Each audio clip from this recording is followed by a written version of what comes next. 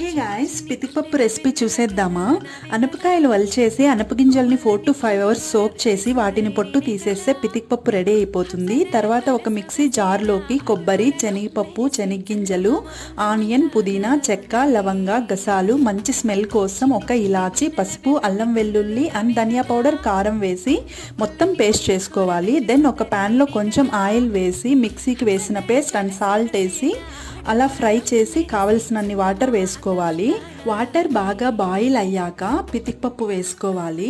పప్పు బాగా ఉడికిన తర్వాత సైడ్కి తీసుకొని మళ్ళీ ఓ ప్యాన్లో ఆయిల్ వేసి మస్టర్డ్ సీడ్స్, ఆనియన్స్, టొమాటో వేసి బాగా ఫ్రై చేసుకొని అందులోకి వేసేయాలి. తర్వాత కొంచెం కొత్తిమీర వేసుకుంటే పితికపప్పు చారు రెడీ అయిపోతుంది. ఇది రైస్, ముద్ద, చపాతీ దేంట్లోకైనా చాలా టేస్టీగా ఉంటుంది. My favourite is dosa with పితికపప్పు. మీరు కూడా ఒకసారి ట్రై చేయండి.